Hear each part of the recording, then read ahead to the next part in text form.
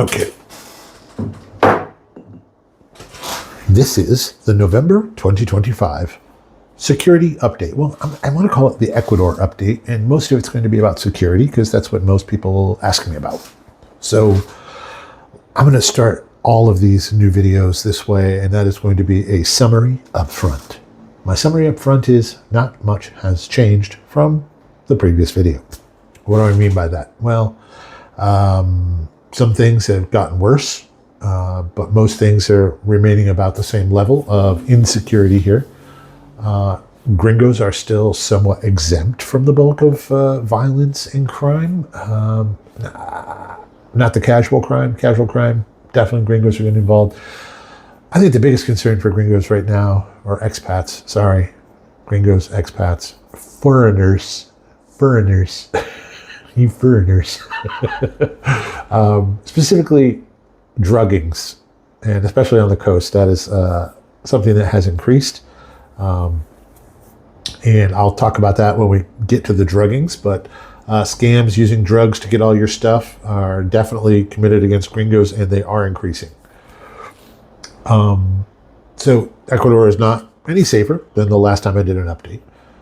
This is for all you folks who really want to know, especially those who have sent me messages saying that maybe I am not aware that the situation in the U.S.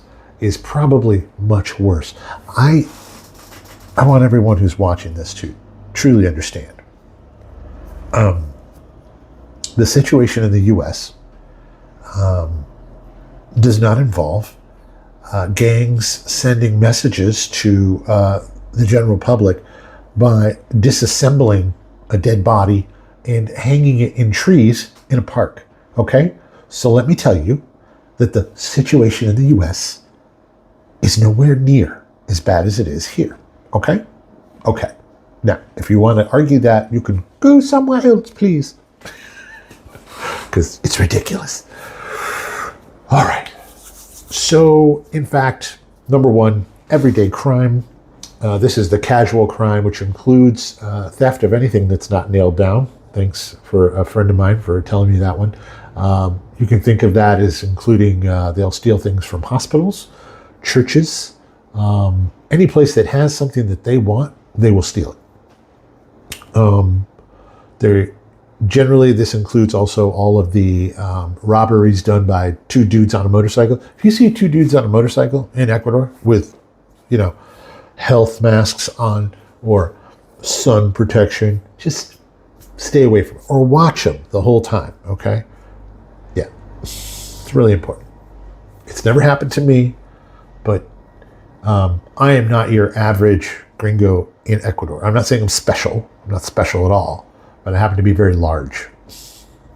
And also, everyday crime, once again, it all depends on where you are. If you are in a big city, the crime's going to be worse. If you are in rural Ecuador, in the Sierra, any of these small fishing villages, you're not going to get anywhere near the level of crime as people probably talk about happening in Ecuador, including me. So, vaccinations, vacunas, here, which is extortion.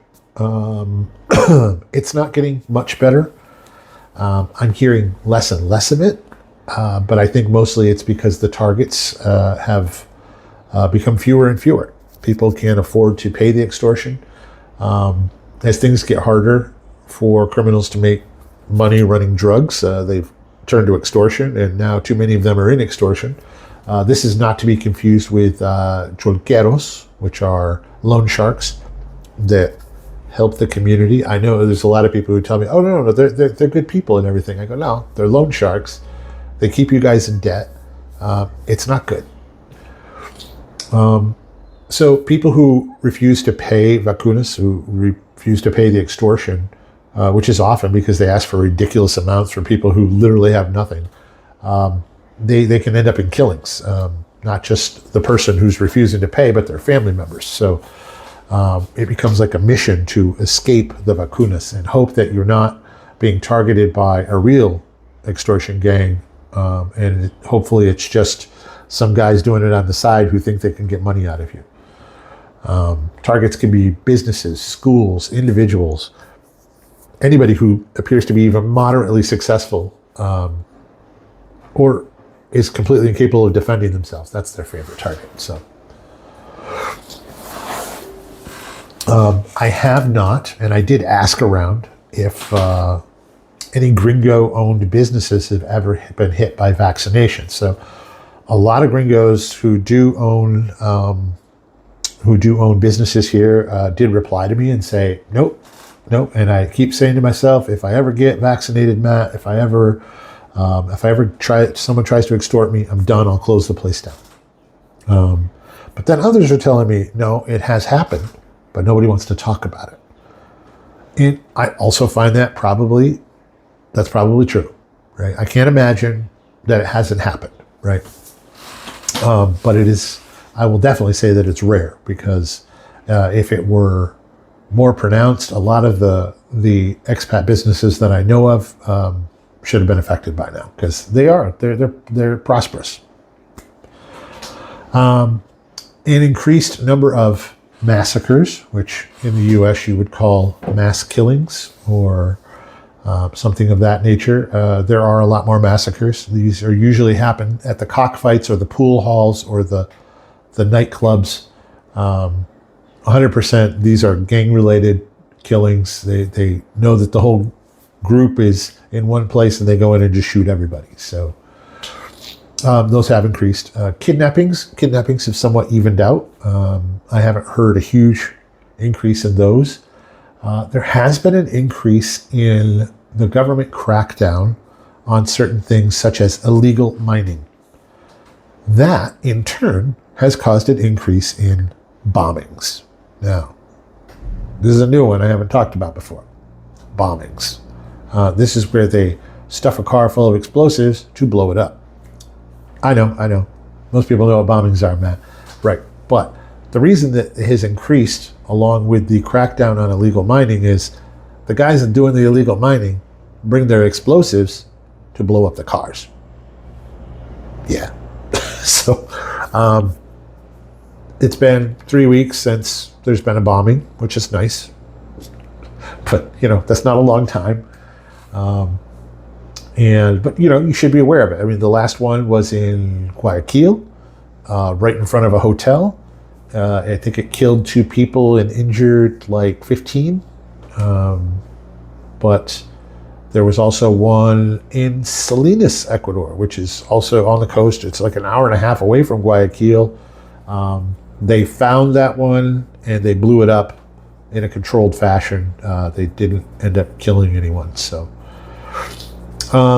something new that has been happening, and I think I mentioned this at the beginning of the video, is that there's been a lot of dismemberments of people, and then they hang their bodies or put their body parts, their heads in bags and things like that. I'm sorry if it's grossing you out, but it's just the truth. They've been putting their heads in bags and leaving them out to be found, sending a message. Yeah, sending a message. So you let me know when that starts happening in Chicago, okay? Because I don't think it does.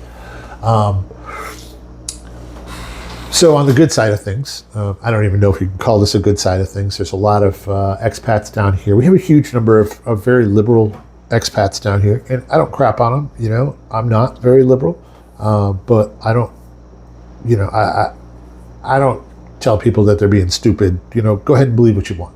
Go ahead and believe what you want. But I'm going to tell you the truth. And the truth is we have a new state of exception. This is where the government says there's an emergency situation in this area for the next 60 to 90 days. And because of that, there will be more military and police patrols and presence in the area to try to cut down on the amount of violent crime. Santa Elena and several other areas right now just had a new state of exception declared today, 11/5, November 5th.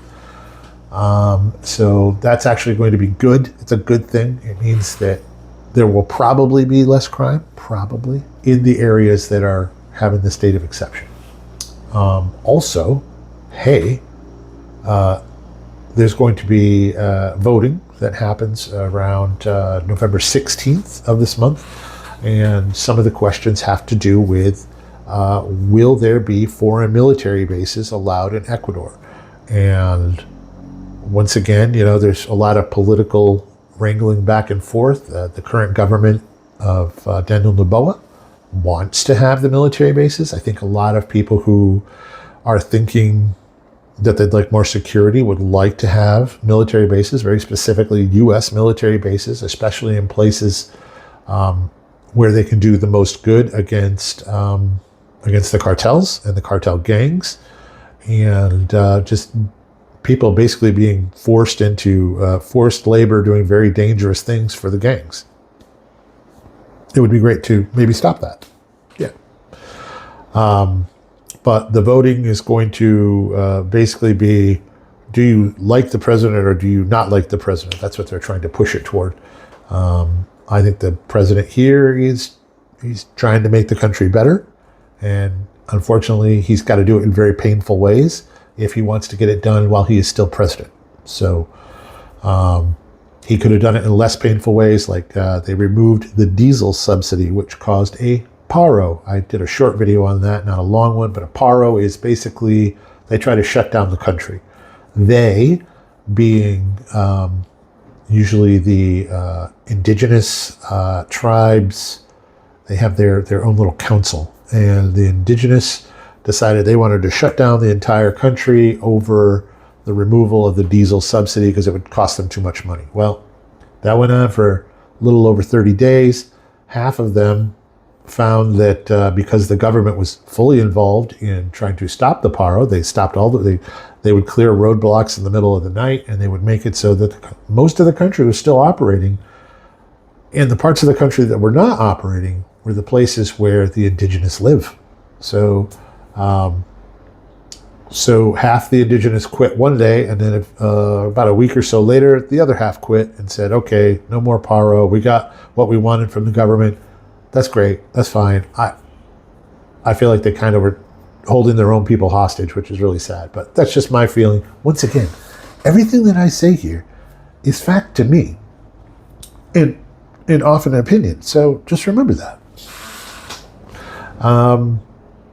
But I know I've said before that it really depends on where you live in Ecuador as to what the crime is like, what the security is like. Yes, rural areas with less services and more beautiful surroundings, honestly, they have very little crime. They have very little crime, especially in the indigenous areas. They have very little crime. When you get into bigger cities, when you get to the coast, things are somewhat worse. They're obviously Guayaquil is one of the worst. Quito, it's a big city, but it's way up in the mountains. That's worse.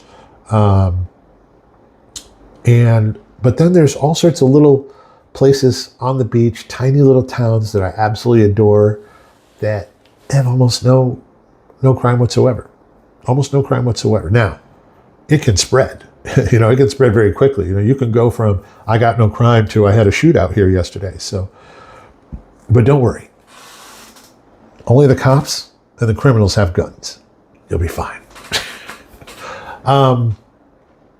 So I did get a question that I wanted to answer. I'm going to do these little question sessions too. So do you, Matt, recommend Ecuador to Americans looking to retire? I'm going to do a simple answer first.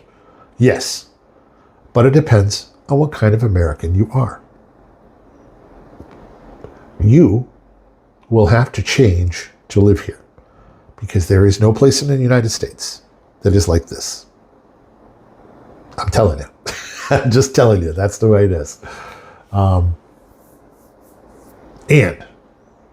here is a fact that you need to know, because I've seen so many people say how beautiful the weather in Cuenca is.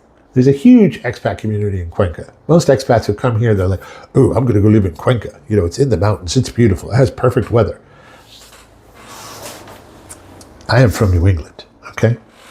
I am from New England. The first year I was here, I sweat myself to death, all right? I've died 3 times from sweating. Now, 70 degrees, and I'm like, un poquito frío. It's a little cold. But I will tell you, I don't care who you are. Cuenca's freaking cold, all right? Most days of the year, it's like 70 degrees during the day when the sun is up and the clouds are not there, which there are a lot of clouds there. It's like 70 degrees. You're like, yeah, that's nice, that's nice. And the moment the sun goes down, it's like 40 or 50, okay? And 40 and 50 in the mountains is a different kind of 40 or 50. And I'm talking Fahrenheit, folks. If you're from Canada, you're going to have to figure that shit out yourself.